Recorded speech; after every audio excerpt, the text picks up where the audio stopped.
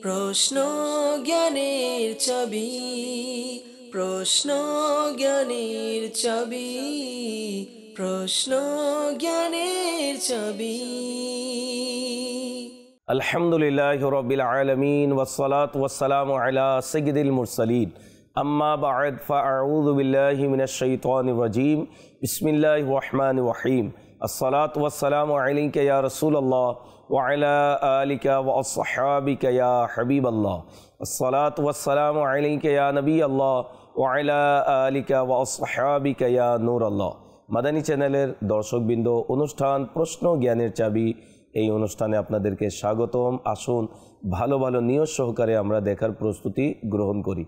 নবী পাক সাল্লাল্লাহু তাআলা আলাইহি ওয়া আলিহি ওয়াসাল্লাম ইরশাদ করেন, যে ব্যক্তি সকালে 10 বার সন্ধ্যায় 10 বার আমার প্রতি দুরুদে পাক পাঠ করে কিয়ামতের দিন আমার সুপারিশ নসিব হবে।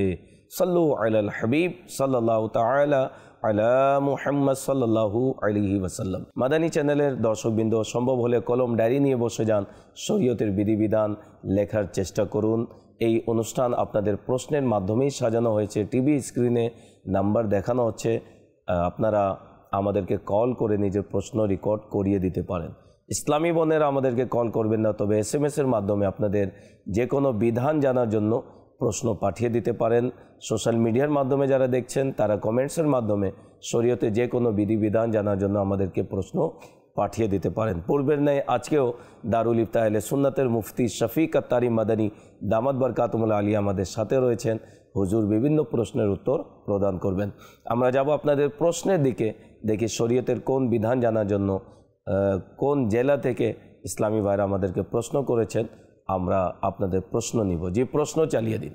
আসসালামু আলাইকুম ওয়া রাহমাতুল্লাহি ওয়া বারাকাতুহু। ওয়া আলাইকুম আসসালাম ওয়া রাহমাতুল্লাহি ওয়া বারাকাতুহু। আমি আব্দুল্লাহ চট্টগ্রাম থেকে আর্জ করতেছি, মুফতি সাহেবের নিকট আমার অনুরোধ হলো যে আমাকে কোরবানি এবং হজ সম্পর্কে কিছু বলেন। যে মুফতি সাহেব কি বলবেন, শরীয়তে বিষয় কি বলেছে, একটু বিস্তারিত বলুন। জি হ্যাঁ, একেবারেই রাসূলুল্লাহ সাল্লাল্লাহু আলাইহি ওয়াসাল্লাম নিজেই তো কুরবানি করার কথা ইরশাদ করেছেন। হুজুর সাল্লাল্লাহু আলাইহি ওয়াসাল্লামের পবিত্র যুগে, আর এটা কোনো শুরুর দিকে হয়নি না, মক্কি জীবনে, অর্থাৎ 13 বছর মক্কি জীবনী আমার নবী সাল্লাল্লাহু আলাইহি ওয়াসাল্লামের। তো মক্কি জীবনে এভাবে কুরবানি ছিল না। আর অনেক আহকাম এমন রয়েছে যেগুলো মক্কি জীবনে হয়নি, বরং মদিনায়ে পাকে যাওয়ার পরে সেগুলো আসে। সাদকায়ে ফিতরও মদিনায়ে মুনাওয়ারার মধ্যে হুজুর সাল্লাল্লাহু আলাইহি ওয়াসাল্লাম এটাকে আবশ্যিক করেছেন। আর রমজানে রোজাও মদিনায়ে মুনাওয়ারার মধ্যে গিয়ে ফরজ হয়েছিল। তো এই ধরনের অনেক ফরজ, অনেক এই ধরনের আহকাম। আচ্ছা, হজের যদি আমরা কথা বলি, তো হজ তো শুরুতে হজের ধারাবাহিকতা ছিল না। ফতহে মক্কা 8ম হিজরিতে হচ্ছে, তারপরে হজের ধারাবাহিকতা শুরু হয়েছে। তো আকা সাল্লাল্লাহু আলাইহি ওয়াসাল্লাম 10ম হিজরিতে, যেটা বিদায় হজ, তিনি এই একটি হজই করেছিলেন যেখানে তিনি হজ করেছেন।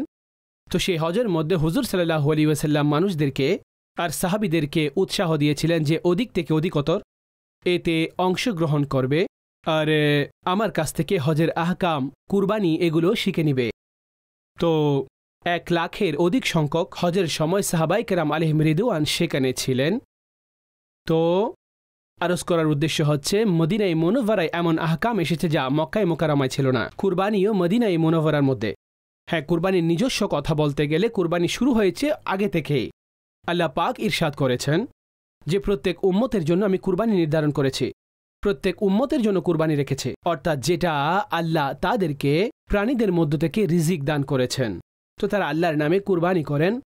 লান ইয়ানালাল্লাহা লুহুমুহা ওয়ালা দিমাউহা ওয়ালাকিন ইয়ানালুহুত তাকওয়া মিনকুম। এই প্রাণীসমূহের মাংস, তাদের রক্ত, এটা আল্লাহর কাছে পৌঁছায় না, বরং সেই তাকওয়া পৌঁছায়। যার উপর তোমাদেরকে আল্লাহ সওয়াব দান করবেন, নেকি দান করবেন, সেটা তাকওয়া, সেটা পরহেজগারি, সেটা অন্তরের ভালো নিয়ত। এই জন্য বলা হয়েছে আনন্দ চিত্তে কুরবানি করো। তো রাসূলুল্লাহ সাল্লাল্লাহু আলাইহি ওয়াসাল্লামের যুগ মুবারকে কুরবান ইত্যাদি। আর অতঃপর হুজুর সাল্লাল্লাহু আলাইহি ওয়াসাল্লাম কুরবানির যে আহকাম বর্ণনা করেছেন, তারপরে যত সময় হায়াতে তৈয়বা জাহিরি হায়াতের মধ্যে ছিলেন, অতঃপর সাহাবীদের যুগে ওই কুরবানি। হযরতে আলী রাদিয়াল্লাহু তাআলা আনহু ওয়াজাহুল করিম, উনি সমস্ত জীবন রাসূলে পাকের পক্ষ থেকে কুরবানি দিয়েছেন। ওনাকে জিজ্ঞেস করা হলো উনি কেন করেন, তো তিনি ইরশাদ করতেন যে আউসানি খলিলি, যে আমাকে আমার খলিল, আমার আকা, আমার দোস্ত, আমার মাহবুব আমাকে ওয়াসিয়ত করেছেন। তো একটি কুরবানি নিজের পক্ষ থেকে করি, আরেকটি নবী করিম আলাইহিসসালামের পক্ষ থেকে করি। তো কুরবানির কল্পনা এটা একেবারে কুরবানির পদ্ধতি তো শুরু থেকেই হজরতে আদম আলাইহিস ইসলামের সন্তানরা কুরবানি করেছেন। তাদের মধ্যে হজরতে হাবিল রাদিয়াল্লাহু তাআলা আনহু ওনার কুরবানিকে আল্লাহ পাক কবুল করেছেন। তো কুরবানি তো সেখান থেকে শুরু হয়েছে, সেখান থেকে চলে আসছে। আর আমরা যে কুরবানি করে থাকি, যে ব্যাপারে রাসূলুল্লাহ আলাইহিস সালামকে জিজ্ঞেস করা হয়েছিল মা হাদিহিল আদাহি, তো তিনি বলেছিলেন সুন্নতু আবিকুম। জিজ্ঞেস করা হলো হুজুর এই কুরবানি কি বলা হয়েছে তোমাদের পিতা ইব্রাহিম আলাইহিস সালামের এটা সুন্নতে মুবারাকা, আর তোমাদেরকে এটার পশমের বিনিময়ে আল্লাহ নেকি দান করবেন, প্রত্যেক পশমের বিনিময়ে নেকি এবং সওয়াব দান করবেন। তো কুরবানি রয়েছে, কুরবানির ফজিলত সমূহ বর্ণিত হয়েছে, সওয়াব বর্ণিত হয়ে গেছে। কুরবানির প্রাণীসমূহকে কিয়ামতের দিন মাংস ইত্যাদি বৃদ্ধি করে আমাদের নামায় আমলের মধ্যে আল্লাহ যুক্ত করবেন, আর এটা আমাদেরকে আখিরাতেও পুরস্কার এবং সওয়াব আল্লাহ দান করবেন। তো এই জন্য আনন্দ চিত্তে আমাদেরকে কুরবানি করতে হবে। মাশাআল্লাহ, অত্যন্ত সুন্দরভাবে উত্তর প্রদান করেছেন। কুরবানি বিষয়ে আরও বিস্তারিত জানার জন্য আমির আহলে সুন্নাত দামাত বারকাতুহুল্লাহ আলিয়ার কর্তৃক লিখিত পুস্তিকা টিভি স্ক্রিনে রিসালা দেখানো হচ্ছে। এই কিতাবটি অবশ্যই অধ্যয়ন করুন। আলহামদুলিল্লাহ, বিস্তারিত কুরবানির মাসলা মাসাইল এর মধ্যে লেখা রয়েছে। জি, পরবর্তী প্রশ্ন চালিয়ে দিন। আসসালামু আলাইকুম রহমতুল্লাহি ওয়া বারাকাতু। ওয়ালাইকুম আসসালাম রহমতুল্লাহি ওয়া বারাকাতু। আমার নাম মোহাম্মদ সাব্বির আহমেদ। আমার একটা প্রশ্ন মুফতি সাহেবের কাছে, কুরবানির পশু জবে করা কখন থেকে শুরু করা যাবে? পশু অসুস্থ হলে নাকি? জানিয়ে দিলে খুশি হতাম। জি মুফতি সাহেব, কি বলবেন এ বিষয়ে একটু বিস্তারিত বলুন। কুরবানির যেই দিনসমূহ রয়েছে সেটা 10 জিলহজ, 11 এবং 12। 10 থেকে শুরু করে 12 পর্যন্ত এগুলো কুরবানির দিনসমূহ। এখন প্রাণী কখন জবাই করতে পারবেন? তো যদি আপনি শহরে থাকেন তো ঈদের নামাজের পরে, অর্থাৎ যে কোনো জায়গায় ঈদের নামাজ, শহরে যে কোনো একটি জায়গায় ঈদের নামাজ হয়ে গেলে তো এটা যথেষ্ট হবে। তো শহরের মধ্যে যে জবাই শুরু করা হবে সেটা ঈদের নামাজের পরে। আর যদি আপনি কোনো অজপাড়া গায়ে থাকেন যে যেখানে ঈদের নামাজ হয় না, তো সেখানে সকাল উদিত হওয়ার পরে কুরবানি করা যেতে পারে। অর্থাৎ ফজর হওয়ার যখনই সকালে ফজরের সময় হয়েছে আপনি সেখানে কুরবানি করতে পারেন, কিন্তু শহরের মধ্যে ঈদের নামাজের পরে। আর ঈদের নামাজের সময় একেবারে নির্ধারিত, যে সেটা সূর্য ওঠার 20 মিনিট পরে, অর্থাৎ ফজরের টাইম শেষ হলো, সূর্য উদিত হয়ে গেল, 20 মিনিট অপেক্ষা করলেন, তো এই 20 থেকে 25 মিনিট মধ্যখানে তারপরে যেই সময় রয়েছে যেখানে আমরা ইশাক এবং চাশত পড়ি, এটা হচ্ছে ঈদের নামাজের এটাই সময়। এখন এখান থেকে শুরু করে দিনের অর্ধভাগ পর্যন্ত, যেটাকে সাধারণ মানুষ জাওয়ালের সময় বলে, তার আগে আগে কাজ, আর এর মধ্যখানে যেই সময় রয়েছে তার মাঝেই ঈদের নামাজ আদায় করা হয়ে থাকে। তো উভয় বিবেচনায় এই পার্থক্য মাথায় থাকা উচিত।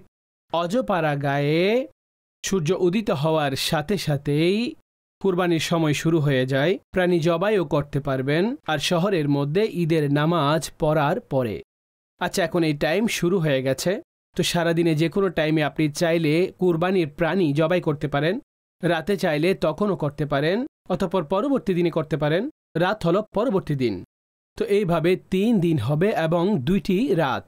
3 দিন 2 রাত এটাই কুরবানির সময় হয়ে থাকে।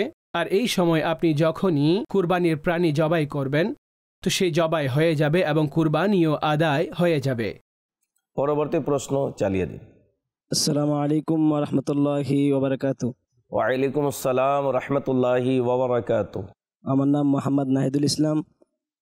মুফতি সাহেবের কাছে আমার একটা প্রশ্ন, রাত্রিবেলা কি কুরবানি করা যাবে কি যাবে না?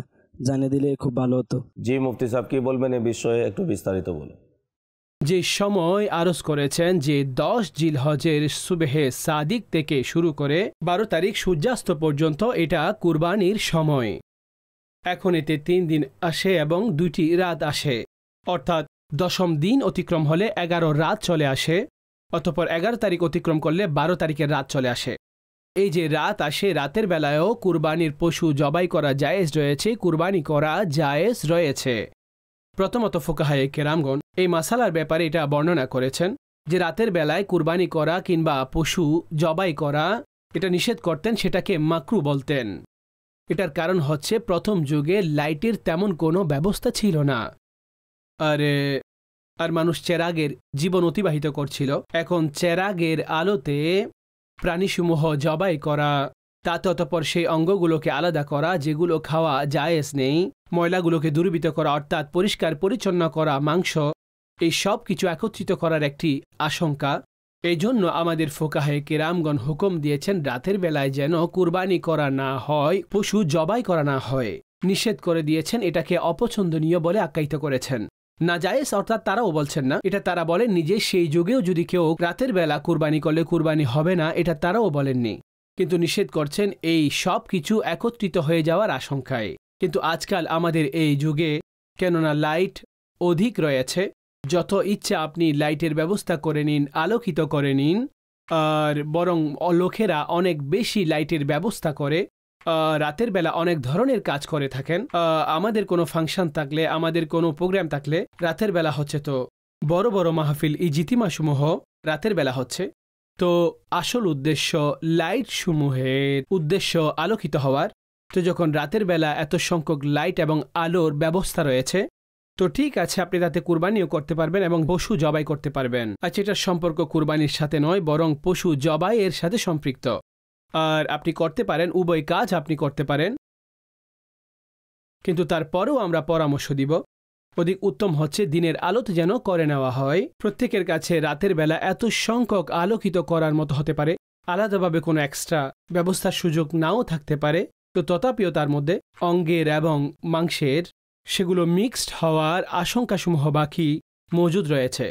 তো অধিক উত্তম হচ্ছে দিনের আলোতেই কুরবানি করুন, আর রাতের বেলাও কেউ করলে তো ঠিক আছে, কুরবানিও হয়ে যাবে। মাদানী চ্যানেলের দর্শকবৃন্দ, আপনারা দেখছেন অনুষ্ঠান প্রশ্ন জ্ঞানের চাবি। টিভি স্ক্রিনে নাম্বার দেখানো হচ্ছে, আপনারা অবশ্যই আমাদেরকে কল করে নিজের প্রশ্ন রেকর্ড করিয়ে দিন। ইনশা আল্লাহুল করিম আপনাদের পক্ষ থেকে আসা প্রশ্ন আমরা বিভিন্ন অনুষ্ঠানে সামিল করব। কয়েকটি প্রশ্ন রয়েছে, আমরা প্রশ্ন নিব। যে প্রশ্ন চালিয়ে দিন। আসসালামু আলাইকুম রহমতুল্লাহ বারাকাতুহ। ওয়ালাইকুম আসসালাম রহমতুল্লাহি ওয়া বারাকাতুহ। আমার নাম মোহাম্মদ আশরাফুল। মুফতি সাহেবের কাছে আমার একটি প্রশ্ন, কোনো গরিব লোক কুরবানির নিয়তে পশু ক্রয় করলে তার হুকুম কি, জানিয়ে দিলে উপকৃত হব। জি মুফতি সাহেব, কি বলবেন এ বিষয়ে একটু বিস্তারিত বলুন। কুরবানির নিয়তে যদি কেউ কোনো প্রাণী ক্রয় করে থাকেন তো কিনতে তো পারেন, জায়েজ রয়েছে। এখন তার উপর এটা আবশ্যিক হয়ে যায় যে সে এই প্রাণীটারই কুরবানি করবে, যে প্রাণী সেই ক্রয় করেছে। কেননা শরীফ ফকির যে প্রাণীটাকে কুরবানির নিয়তে ক্রয় করে নেন, তো কিনার সাথে সাথে সেটা কুরবানির জন্য নির্ধারিত হয়ে যায়। তো এখন তার জন্য জায়েজ নয় যে সেটা বদল করা, সেটা বিক্রি করে দেওয়া, বরং সেই প্রাণী জবাই করতে হবে এবং কুরবানি করা তার উপর ওয়াজিব হয়ে যায়। এই মাসালা আপনারা এইভাবে বুঝুন। এক ব্যক্তি যিনি নামাজ পড়লেন, সুন্নত পড়ে নিলেন, নামাজের পরবর্তী সুন্নত আদায় করলেন, নফল তিনি পড়েননি। আর একজন সেই ব্যক্তি যিনি নফল এর নিয়ত করল, আল্লাহু আকবার, অর্থাৎ নফল শুরু করে দিল। তো কেন একজন হচ্ছে যিনি নফল পড়েননি, তো ওনার উপর তো ওয়াজিব হলো না, না। আর যিনি নিয়ত করে নিলেন নফল পড়ার জন্য, নিয়ম অনুসারে শুরু করে দিলেন, তো এখন এই পরিপূর্ণ নফল তার আদায় করাটা ওয়াজিব হয়ে যায়। এখন যদি তার উজু ভেঙে যায় কিংবা কোনো কারণে তার এই নফল ভঙ্গ হয়ে যায়, তার উপর ওয়াজিব হচ্ছে পুনরায় পরিচ্ছন্ন হয়ে সে এখন এই নামাজ পূর্ণ করবে, নিজের এই নফল পূর্ণ করবে। তো এইভাবে তার উপর এটা ওয়াজিব হয়ে যায়। তো এখন শরীফ ফকিরের উপরে, যার উপর কুরবানি ওয়াজিব ছিল না, আল্লাহর পক্ষ থেকে কুরবানির কোনো হুকুম ওনার জন্য নেই, রাসূলুল্লাহ সাল্লাল্লাহু আলাইহি ওয়াসাল্লাম ওনাকে কুরবানির কোনো হুকুম দেননি, কিন্তু সেই ব্যক্তি নিজেই প্রাণী ক্রয় করে তার উপরে এই বিষয়টি আবশ্যিক করে নিয়েছে। তো যখন আবশ্যিক করেছে, এটা এখন নির্ধারিত হয়ে গেছে, তো এই জন্য সে এই প্রাণীটাকে কুরবানি করে দিবেন। এমনও বলা হয়েছে যদি তার মধ্যে কোনো আইব তৈরি হয়ে যায়, অর্থাৎ শরীফ ফকিরের প্রাণীর মধ্যে কোনো দোষ ত্রুটি পাওয়া গেলে তখনও তাকে সেটা কুরবান করতে হবে, তার পক্ষ থেকে এটাই যথেষ্ট। আর যদি কেউ ক্রয় করার সময় শরীফ ফকিরদের মধ্য থেকে প্রাণী কুরবানি করার নিয়ত করেননি, বরং এমনিতেই নিয়ে নিয়েছেন তিনি বিক্রি করব কিংবা অন্য কোনো কারণে, এখন যদি মধ্যখানে তার এমন ইচ্ছে হয় যে আমি প্রাণীটিকে কুরবান করব, তো এটা তার জন্য নির্ধারিত কিংবা ওয়াজিব বলা হবে না। যে মাসালা আমি আরজ করেছি সেটা হচ্ছে যখন প্রাণী ক্রয় করল সেই সময় তার জন্য ওয়াজিব হবে। আচ্ছা, এইভাবে প্রথম থেকে ঘরের মধ্যে ছাগল মজুদ আছে, কোনো ছাগল বাচ্চা জন্ম দিল, তো এখন তাতে কোনো ছাগলের ব্যাপারে সে চিন্তা করলো যে এটাকে কুরবান করে দিব, তো এটাও কুরবানির জন্য নির্ধারিত হয়নি। সেই প্রাণীটি নির্ধারিত হবে শরীফ ফকিরের, যে প্রাণীটি সে নিয়ম অনুসারে ক্রয় করেছে আর কেনার সময় এই চিন্তা তার ছিল যে এটা দিয়ে আমি কুরবানি করব, কুরবানির জন্য এটা ক্রয় করছি। তো এইভাবে তার নির্ধারণ হয়ে যাবে, এখানে তার নিয়ত যথার্থ হয়েছে। আর বাকি যা কিছু রয়েছে সাধারণভাবে পালন করেছেন, ছাগল বাচ্চা দিয়েছে, তাতে যদি কেউ নিয়ত করে তো এখানে তার সেই নিয়ত নির্ধারণ করার মতো যথার্থ বলা হবে না। সর্বশেষ প্রশ্ন চালিয়ে দিন। আসসালামু আলাইকুম রহমতুল্লাহ বারাকাতু। ওয়ালাইকুম আসসালাম রহমতুল্লাহি ওয়াবারাকাতু। আমার নাম মোহাম্মদ আশরাফুল আত্তারি। মুফতি সাহেবের কাছে আমার একটি প্রশ্ন, শাওয়াল মাসে উমরা করলে কি হজ ফরজ হয়ে যায়? জানিয়ে দিলে উপকৃত হব। জি মুফতি সাহেব, কি বলবেন এই বিষয়ে, একটু বিস্তারিত বলুন। মানুষের মধ্যে প্রসিদ্ধ যে শাওয়াল মাসে কেউ উমরা করলে তো তার উপর হজ ফরজ হয়ে যায়, এমনটা নয়। হজ ফরজ তার উপর হবে যার মধ্যে শর্তসমূহ পাওয়া যাবে। আচ্ছা, শর্তসমূহের মধ্যে রয়েছে যে তার কাছে এতটুকু সামর্থ্য, টাকা পয়সা মজুদ রয়েছে যে পরিবারের খরচও সে দিয়ে যেতে পারবে, আর পরবর্তীতে ওনারও যে প্রয়োজনসমূহ রয়েছে হজের দিনসমূহে কিংবা সেখানে থাকার জন্য, সেখানে থাকা আইনগত বিষয় সব কিছুর জন্য তার কাছে টাকা মজুদ রয়েছে, সেখানকার খরচ সব কিছু তার কাছে মজুদ রয়েছে, তখন তো হজ ফরজ হয়ে যাবে। কিন্তু সাধারণ মানুষ যারা নর্মাল শাওয়াল মাসের মধ্যে উমরা করার জন্য গেলেন আর তিনি যাওয়ার পরে ওনার কাছে এতটুকু সামর্থ্য রয়েছে যে তিনি 4 দিন কিংবা 8 দিনের জন্য হোটেল নিলেন, তারপর হোটেলওয়ালা তাকে বের করে দিবেন, আলাদা করে দিবেন, তোমার সময় শেষ হয়ে গেছে, তার কাছে এমন কোনো অনুমতি কিংবা সরকারের পক্ষ থেকে এমন কোনো সুযোগ রয়েছে যে 2 মাস সে সেখানে ধারাবাহিকভাবে থাকার মাধ্যমে, অর্থাৎ শাওয়ালে গেলে শাওয়ালও সে সেখানে থাকলো, জিলকদও থাকলো এবং জিলহজে সে হজ পূর্ণ করবে, তো যেহেতু তার আইনি প্রক্রিয়াও সেখানে পূর্ণ হচ্ছে না, তো সাধারণভাবে উমরা করার মাধ্যমে তাকে বলা হবে না যে তার হজ ফরজ হয়েছে। হ্যাঁ, উমরাকারীর জন্য যদি এই সমস্ত সক্ষমতা ওনার কাছে মজুদ থাকে, আইনি প্রক্রিয়াগত দিক থেকেও আর সামর্থ্য মালিকানার দিক থেকেও, তো তখন তার জন্য এই হজ ফরজ হয়ে যাবে। আর এই শর্ত চাই তিনি নিজের দেশ থেকে পেয়েছেন কিংবা অন্য কোনো জায়গা থেকে পেয়েছেন, তো তার উপর হজ ফরজ আবশ্যিক হয়ে যাবে। হ্যাঁ, যখন সাধারণভাবে হজের ফরজের যে সময় বর্ণিত হয়ে থাকে, তো সেটা হচ্ছে হজের দিনে হজের জন্য যে কাফেলা তৈরি হয়, হজের প্রস্তুতি, মানুষ পাসপোর্ট জমা দিচ্ছে, মানুষ প্যাকেজ নিচ্ছে, আর তাদের সেই নিজেদের নাম লিখাচ্ছেন যে আমি হজের জন্য যাচ্ছি। যে দিন সমূহে প্রস্তুতি হয় আমাদের এখানে সাধারণভাবে রজবে, শাবানে এই ধারাবাহিকতা শুরু হয়, অতঃপর বন্ধ করে দেওয়া হয়, অর্থাৎ যারা জমা করিয়েছেন তাদের জন্য হজের সুবিধা থাকবে। তো এই দিনসমূহে যদি এই সক্ষমতা মজুদ থাকে যে দিনসমূহে হজের জন্য কাফেলা তৈরি হয়, তখন তো হজের ফরজ আবশ্যিক হয়ে যাবে। কিন্তু এই দিনসমূহ ছাড়া যদি অন্য কোনো দিনে তার এই সামর্থ্য মজুদ হয়ে যায়, তো প্রকাশ থাকে যে তার উপর হজের এই ফরজ আবশ্যিক হবে না। শাওয়াল মাস যেহেতু হজের নিকটবর্তী মাস, তো তাতে আপনার সামর্থ্য রয়েছে, এটা অবশ্যই দেখতে হবে, তখন হজের আহকাম সমূহ চলে আসে, না হয় হুকুম আসবে না। মাশাআল্লাহ, অত্যন্ত সুন্দরভাবে মুফতি সাহেব বিস্তারিত উত্তর প্রদান করেছেন। আমির আহলে সুন্নাত দামাত বরকাতুহুল্লাহ আলিয়ার কর্তৃক লিখিত হজ ওমরা সম্পর্কে অত্যন্ত মূল্যবান একটি কিতাব রফিকুল হারামাইন, এই কিতাবটি স্ক্রিনে দেখানো হচ্ছে। যারা হজ পালনের জন্য, উমরা পালনের জন্য প্রস্তুতি নিচ্ছেন, অনুরোধ করব যাওয়ার পূর্বে এই কিতাবটি অধ্যয়ন করে নিন, সম্ভব হলে নিজের সাথে রাখুন। ইনশাআল্লাহ সে পবিত্র ভূমিতে এই কিতাবটি আপনাকে বিভিন্ন জায়গায় অত্যন্ত প্রয়োজন পড়বে, আর আশা রাখি অনেক কিছু আপনি শিখতে এবং জানতে পারবেন। মাদানী চ্যানেলের দর্শকবৃন্দ, সময় হয়েছে বিদায় নেবার। যারাই আমাদেরকে প্রশ্ন করেছেন, আল্লাহ তাবারাক ওয়া তাআলা সবাইকে বরকত দান করুক। এই অনুষ্ঠানের মাধ্যমে অনেক কিছু আমরা শিখতে এবং জানতে পারি। অনুরোধ করব যখনই প্রশ্ন জ্ঞানে চাবি এই অনুষ্ঠান দেখানো হয়, অবশ্যই দেখার চেষ্টা করবেন। নিজেকে মাদানী চ্যানেলের সাথেই রাখুন। আল্লাহ তাবারাক ওয়া তাআলা আপনাদের সবাইকে ভালো ও সুস্থ রাখুক। সময় হয়েছে বিদায় নেবার।